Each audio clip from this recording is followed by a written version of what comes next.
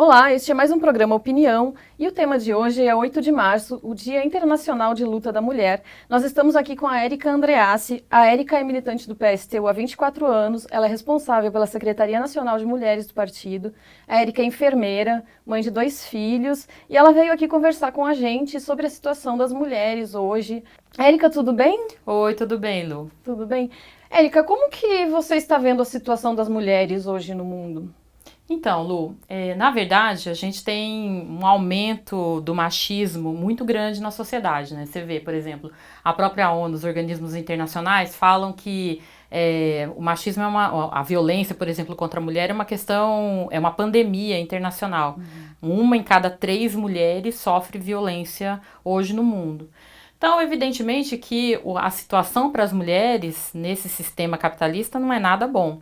Agora, ao mesmo tempo, a gente tem aí um ascenso das lutas das mulheres, ou seja, da mesma forma que nós temos visto um aumento cada vez maior do machismo e da violência, nós também temos visto as mulheres lutando, se mobilizando e defendendo seus direitos na sociedade, né? Então a gente viu, por exemplo, lutas contra a violência à mulher. Aqui em toda a América Latina a gente teve no ano de 2015, 2016, mesmo em 2013, né, aqui, na Índia, todo um ascenso que foi inclusive da sociedade como um todo contra a violência à mulher. Luta em defesa da legalização do aborto, então ano passado na Argentina, mas também na Irlanda. Os próprios 8 de março de 2017 e 2018, e agora, muito provavelmente de 2019, marcha de mulheres contra Trump. Quer dizer, a gente tem aí, por um lado, um aumento cada vez maior do machismo, mas também, por outro lado, a gente tem visto as mulheres resistindo bravamente contra esse aumento da violência, essa exacerbação, e também e reivindicando seus direitos. Tem uma situação que ela parece meio contraditória, porque governos de extrema-direita chegaram ao poder, né, no último período. Nos Estados Unidos, o governo Trump, né, acho que em nível internacional é o que é o mais emblemático, mas ao mesmo tempo tem as marchas de mulheres contra Trump. E no Brasil, né, o governo Bolsonaro, que tem coisas absurdas, desde menina veste rosa, menino veste azul, né, coisas impensáveis, até o próprio fato de ter sido eleito um presidente que faz apologia ao estupro, né? Qual é o impacto disso na vida das mulheres, na realidade das mulheres, né, e na nossa luta aqui? Então, evidentemente que um ascenso de um governo de extrema-direita, como Trump, como o Bolsonaro, representa um retrocesso na luta dos setores oprimidos, né? Mulheres, LGBTs, negros. Basta ver, a gente viu aí o que foi esse início do ano em termos de violência contra a mulher aqui no Brasil, né? Então, a gente teve já mais de 100 casos, 125 casos de feminicídio nos primeiros 23 dias do mês de janeiro. Se a gente pegar, por exemplo, o estado de São Paulo, nos primeiros 5 dias do ano, tiveram 5 feminicídios, né? E a gente vê coisa brutal, por exemplo, como aquele assassinato daquela trans em Campinas que teve o coração arrancado. Isso tem a ver, evidentemente, com um discurso machista, LGBTfóbico, que o Bolsonaro tem e que exacerba esse tipo de comportamento, né? Trump é a mesma coisa, quer dizer, ele se elege com um discurso extremamente xenófobo, mas também misógino, racista, machista. Então, obviamente que isso, do ponto de vista das conquistas das mulheres, isso representa um enorme retrocesso. A gente vê agora que no Congresso desarquivaram a PEC que criminaliza totalmente o aborto no Brasil, né? A gente já tem uma situação em que o aborto já é limitado e a gente está vendo aí rolar projetos de lei no Congresso que criminaliza ainda mais. Então, assim, é um enorme retrocesso. Mas, ao mesmo tempo, a gente tem que ver o que leva governos dessa natureza a chegarem ao poder. Então, a gente viu, por exemplo, que nós vivemos uma crise brutal do sistema capitalista, onde se aprofundam os ataques à classe trabalhadora, se aprofundam os ataques também aos setores oprimidos, os governos de conciliação de classe que estavam aí, como, por exemplo, Obama nos Estados Unidos, e aqui o governo Dilma, PT, e mais mais precisamente o governo Dilma, que era um governo mulher, né, que supostamente a gente deveria ter avançado vem nas justamente pautas. Depois de um governo de uma mulher. Exatamente. Né? E por que isso acontece? Porque esses governos também não respondem a esses setores da classe trabalhadora. Então, por exemplo, nós temos foram ataques à classe de conjunto, e no marco do ataque à classe de conjunto a gente teve também uma criminalização maior dos movimentos e também a venda de direitos. Então, por exemplo, a Dilma, em troca do apoio da bancada conservadora, trocou, não fez avançar as pautas históricas de mulheres, como, por exemplo, a legalização do aborto, né? Vendeu o kit, vamos dizer assim, né? Vendeu o kit anti-homofobia em troca também do apoio dessas bancadas conservadoras. A Dilma tinha um projeto de lei que propunha igualdade, né, salário igual para trabalho igual, e ela simplesmente engavetou, arquivou, dizendo que ia enviar para o Congresso uma proposta que seria supostamente melhor, e nem a que estava tramitando, e nem uma nova, e nem nada. Ou seja, então, de certa forma, esses governos contribuíram para que setores da classe trabalhadora votassem em governos tipo Trump, Bolsonaro no Brasil, etc. Então, é lamentável. Agora, evidentemente que esses governos também, porque houve uma secundarização, porque quando esses governos anteriores de conciliação de classe, ou governos burgueses, mas supostamente progressivos, eles venderam essas pautas dos setores oprimidos, eles secundarizaram o tema. Uhum. E é lamentável também que muitas vezes o movimento sindical também não toma para si, os movimentos da classe trabalhadora nem sempre tomam essa pauta para si. E aí o que acontece? Como ele é secundarizado na sociedade, ou seja, não é debatido, ficam simplesmente setores de forma, vamos dizer assim, atomizada, né, discutir as mulheres por si, os negros por si, os indígenas por si, ou seja, não é parte de um conjunto. O que acontece? Na hora do voto, as pessoas secundarizam também essa pauta. Sim. Né?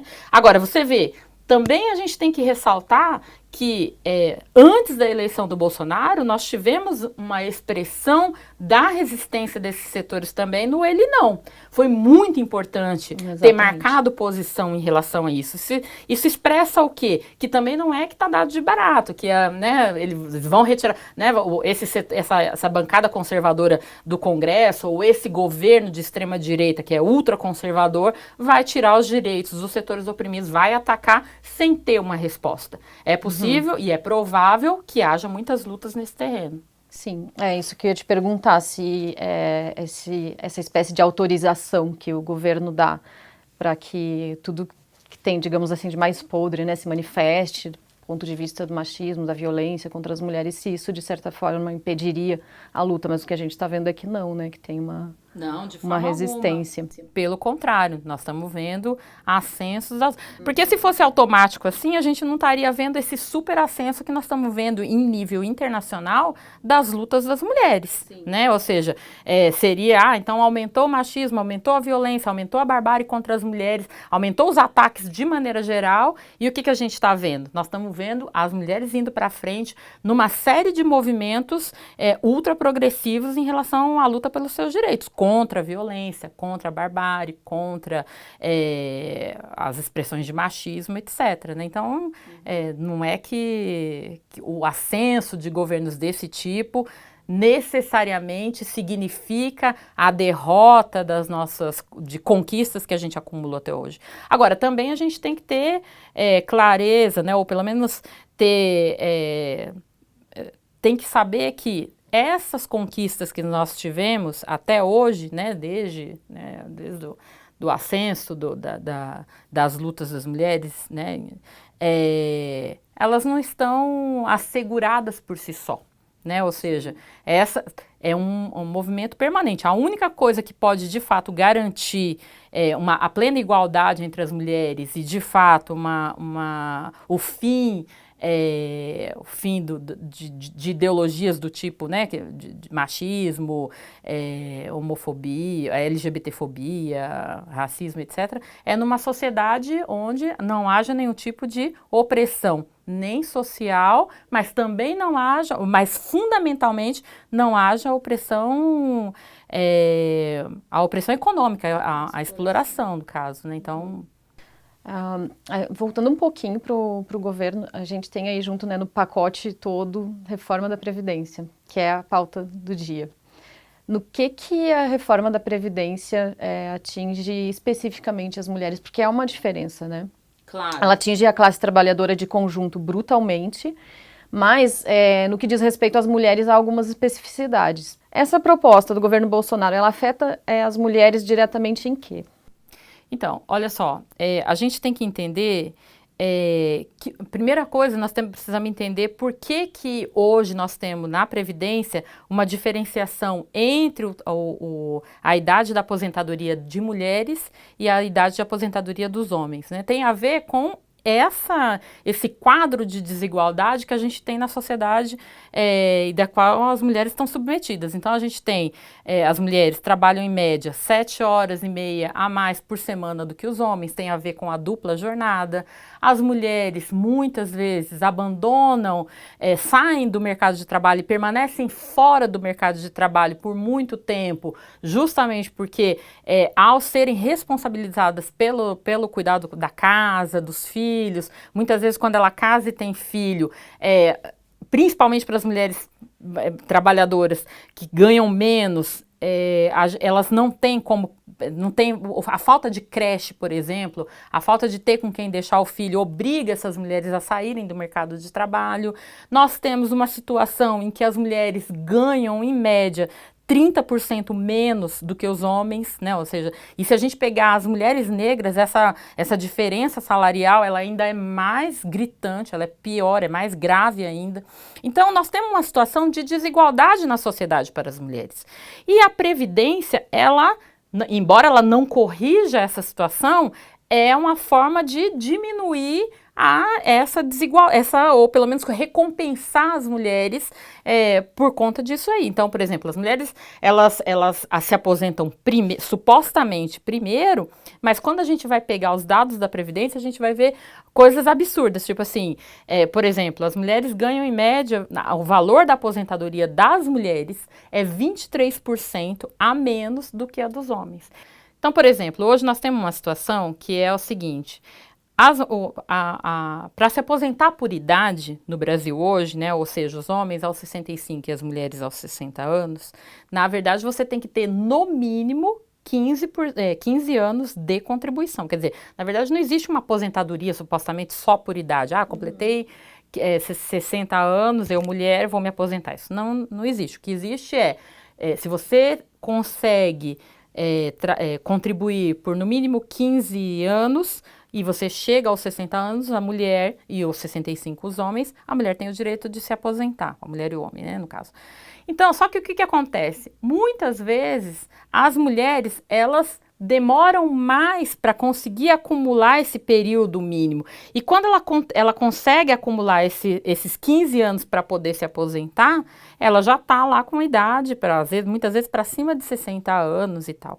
Então, a proposta de reforma da Previdência, ela vai prejudicar, na medida em que diminui essa diferença de idade entre homens e mulheres para aposentadoria, ela vai deixar de levar em consideração essa dupla jornada que a mulher tem, o fato de que ela permanece menos tempo no mercado de trabalho, essa diferença salarial que ela tem em relação aos homens no mercado de trabalho. Então, quer dizer, tudo isso vai ser jogado na lata do lixo, né? Então, o governo está dizendo assim, olha, que maravilha em relação à proposta do Temer. O Temer queria igualar todo mundo, homens e mulheres, né? E o governo Bolsonaro, olha como ele é bonzinho. Ele não quer igualar. Mas, na verdade, isso aí é errado a gente pensar dessa forma. Por quê? Porque nós não temos que nos mirar pela proposta do Temer, que nós já derrotamos. Nós temos que pensar em relação ao que é hoje a Previdência. Então, em relação ao que é hoje a Previdência, as mulheres vão perder 2 anos. na verdade, né? E numa situação em que vai aumentar o tempo de contribuição, de 15, aparentemente, né? Porque ainda não, o governo não soltou toda a proposta, mas nos balões de ensaio que a gente tem visto aí, vai aumentar o tempo de contribuição mínimo de 15 para 20 anos. Isso significa que vai dificultar ainda mais para a mulher conseguir ter acesso à aposentadoria. Né? Ter acesso, ela vai ganhar muito menos. E hoje, por exemplo, a gente fala de aposentadoria, mas se a gente pegar o sistema previdenciário como um todo hoje, a maior parte dos benefícios, só 15% dos benefícios que são concedidos são aposentadorias por tempo de contribuição. A maior parte dos benefícios que são concedidos são auxílios, pensão por morte, salário maternidade, auxílio doença, auxílio reclusão, essas coisas. Essa mudança que o governo já fez através de medida provisória, não sei se vocês viram recentemente, essa é uma medida provisória que que o Bolsonaro baixou recentemente, que já vai alterando as regras para solicitação de pensão por morte, de auxílio reclusão, etc. Isso já está prejudicando as mulheres, que são as maiores beneficiárias. Porque o que acontece? Muitas vezes o marido morre no trabalho, deixa a mulher com filho pequeno, né? E a única forma modo de sobrevivência é a pensão. Quando você reduz a pensão, quando você limita ou impõe dificuldades para que essa mulher ela tenha acesso a essa pensão, você está, evidentemente, aprofundando as desigualdades, né? Então, a reforma da Previdência como um todo, eles estão falando que é para acabar com privilégio. Privilégio de quem? Porque até agora eles não mostraram privilégio de quem. Na verdade, o governo está falando que vai desvincular o valor do benefício assistencial, por exemplo, ao valor do salário mínimo, que hoje já é irrisório. Hoje, se a gente pensar bem do que era, quando foi criado o salário mínimo, né, para que ele servia, ou seja, para manter uma família de 4 pessoas, né, pagar o aluguel, ter dinheiro para alimentar, né, para se alimentar, vestir, ter um mínimo de lazer, etc., a gente teria que ter hoje em torno entre 3.600 e 4.000 reais, que seria um salário mínimo que daria condições para ter uma vida digna, né? Não estamos falando de sobrevivência. E há um estudo, inclusive, que diz o seguinte, que para cada benefício que o INSS paga, 2 outras pessoas sobrevivem daquilo lá, ou pelo menos se mantêm, né? Numa situação em que se aumenta o desemprego, aumenta a crise, aumenta, né, a crise econômica como um todo, afeta as famílias, muitas vezes quem está, é justamente a aposentadoria do idoso ou o benefício complementar, né, de assistência, ou o auxílio que alguém está recebendo ali, é o que está mantendo a família, né? Porque, então, essa reforma da Previdência, e hoje é isso, né? 54% dos beneficiários da Previdência são mulheres. Então, só por aí você já tira que quem vai ser os mais afetados pela reforma da Previdência são, de fato, as mulheres. Numa situação em que as mulheres ganham 23% menos de benefício do que os homens. Então, é óbvio que serão as mulheres as mais prejudicadas com a reforma da Previdência. Sim. E é possível derrotar essa reforma? Ah, com certeza. A gente tem o exemplo do que foi a reforma da Previdência que o Temer tentou passar e que a classe trabalhadora não deixou. E a gente tem que lembrar o papel das mulheres na derrota do governo Temer e da proposta de reforma da Previdência que na época ele estava tentando passar, né? Então foi justamente o 8 de março de 2017 que destampou o processo de lutas que depois culminou na greve geral do dia 28 de abril e que depois, e na ocupação de Brasília, que de fato coroou depois que o governo foi obrigado a retirar a proposta de reforma naquela época, né? Ou seja, que demonstrou o poder da classe trabalhadora. E as mulheres estavam na vanguarda desse processo, né? Então, é possível, claro que é possível derrotar. A gente tem um dado interessante que é assim, ó, as pessoas que votaram no Bolsonaro não votaram pelas propostas de governo do Bolsonaro. É uma coisa interessante, é contraditório, mas é a realidade. Quem votou no Bolsonaro não votou pela reforma da Previdência, não votou contra, por exemplo, a educação sexual nas escolas, né? Não votou pelas privatizações, né? Pelo contrário, foi um voto, é verdade, um voto contra tudo que estava aí. Era um voto contra tudo que estava aí. Um voto antipetista? Um voto antipetista, né, na verdade. Era um voto numa coisa nova, diferente, né? O que as pessoas não se atentaram é que, na verdade, o Bolsonaro era parte da velha política e, na verdade, vai aplicar os mesmos planos que esses governos burgueses queriam aplicar anteriormente. Mas não é que as pessoas, a população, né, a classe trabalhadora que votou no Bolsonaro, as mulheres que votaram no Bolsonaro, porque nós tivemos um número de votos expressivo de mulheres no Bolsonaro, votaram porque acham que defendem o aumento da violência contra a mulher, ou defendem uma reforma da Previdência que vai pegar mais as mulheres, ou defendem contra a educação sexual nas escolas. Nada disso, na verdade, votaram contra tudo que está aí, né? E ele, na verdade, vai aplicar tudo que estava lá. Mas é possível derrotar, com certeza. O que a gente precisa é de organização. Esse 8 de março ele vai ser muito importante. Ele pode significar destampar novamente um novo processo.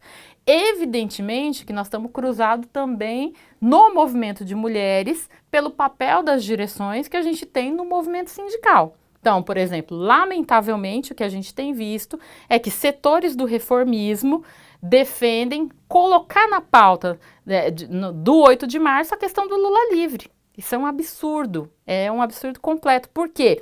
Porque, na verdade, isso é o que nos divide. Nós precisamos, para fazer um 8 de março forte, expressivo, né, que aponte como saída, né, derrotar esse governo, ou seja, um 8 de março de fato contra o projeto de reforma da Previdência, contra o aumento da violência, que o governo não tem política nenhuma também, nós precisamos de estar as mulheres juntas contra essa pauta, né? Contra a violência, contra a reforma, etc. Né?